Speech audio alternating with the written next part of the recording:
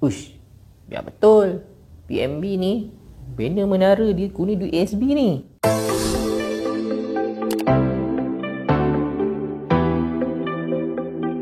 Assalamualaikum dan hai, saya MM daripada BCD Media. Baru-baru ni pula satu keratan daripada Twitter yang mana ada seorang individu ini menyatakan PNB telah menyalahgunakan dana daripada ASB untuk membina bangunan PNB yang bakal siap pada tahun hadapan.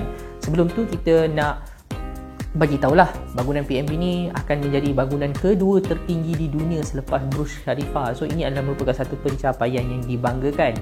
Tetapi di sini timbul pula salah satu isu yang menjadi salah faham di kalangan masyarakat. Adakah PNB ni menggunakan duit amanah saham Bumiputra ataupun amanah saham negara ASB dan ASN untuk membina bangunan tersebut dan juga tidak mendapatkan kebenaran daripada pemilik unit amanah ASB dan ASN.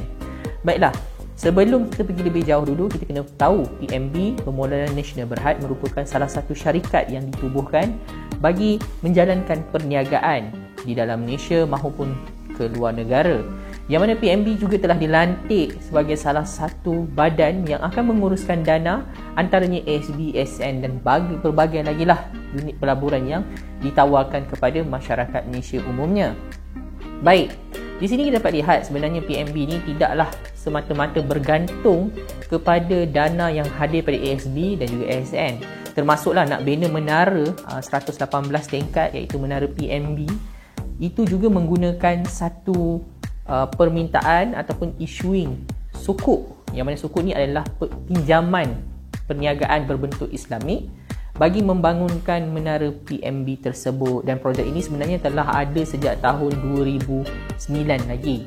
Baik, berbalik pada isu salah faham, kenapa kerajaan melalui PNB tidak pun pernah mendapatkan kebenaran daripada pemegang unit amanah saham negara atau Bumiputra untuk membina bangunan tersebut? Kita kena faham, di dalam unit amanah, ia ada menyediakan beberapa unit yang mampu dimiliki oleh beberapa pihak yang tidak ada kemampuan besar untuk memiliki saham yang berkelas tinggi.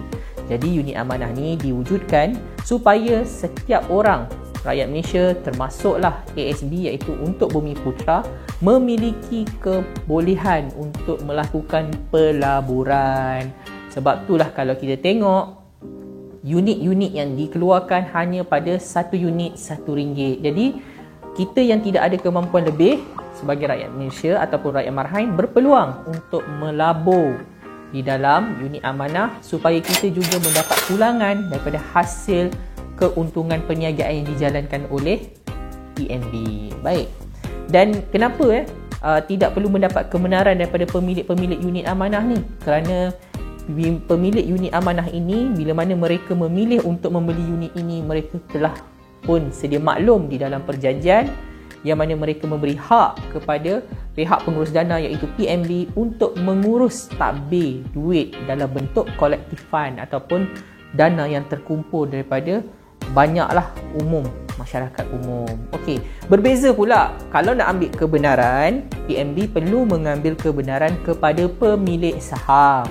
Siapa yang ada dalam saham PNB? Antaranya Khazanah Negara dan banyaklah syarikat-syarikat gergasi yang terlibat sama menjadi pemilik kepada Permodalan Nasional Berhad.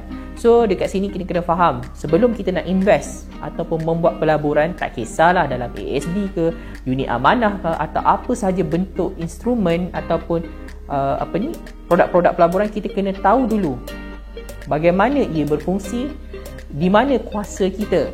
Sebenarnya kalau kita lihat kembali, ASB dan juga ASN ni kelebihannya adalah dia modalnya telah dijamin oleh kerajaan. So bila modalnya dijamin oleh kerajaan, di situ kita dah tak ada risiko dah terhadap kehilangan modal. Tapi saya ada tetapi sikit, kita tidak boleh dapat pulangan yang terlalu besar disebabkan oleh risiko itu diserap oleh kerajaan selaku penjamin modal kita yang berada dalam ASB. Alright. So to be cut short, sebelum kita nak melabur, kita kena tahu dulu apakah bahan atau instrumen yang kita pilih sebagai pelaburan kita, Dan sebelum kita nak menyatakan pendapat, ya betul, kebebasan suara ini adalah satu kelebihan di dalam dunia sosial media. Tapi pastikan dulu kita benar-benar faham apakah pelaburan yang kita ambil dan apakah kelebihan kepada kita. So, sama-sama kita doakanlah ASB kita dan juga ASN kita kekal modalnya dijamin oleh kerajaan, dan pada masa yang sama kita doakan kejayaan Permulaan Nasional Berhad berjaya menamatkan projek pembinaan bangunan yang kedua tertinggi di dunia, iaitu Menara 118 yang terletak berhampiran dengan Dataran Merdeka dan sebagainya, menjadi salah satu pusat tarikan pelancongan dunia dan pelabur-pelabur dari seluruh dunia. So, jikalau anda yang ingin mengikuti lagi perkongsian-perkongsian yang hangat antara isu semasa dan isu sepanjang masa, jangan lupa klik tombol subscribe, nak klik tombol loceng lagi bagus, supaya setiap kali kami ada update tentang isu-isu terbaru, anda tidak akan terlepas pandang. Berjumpa lagi di video akan datang. Assalamualaikum dan bye.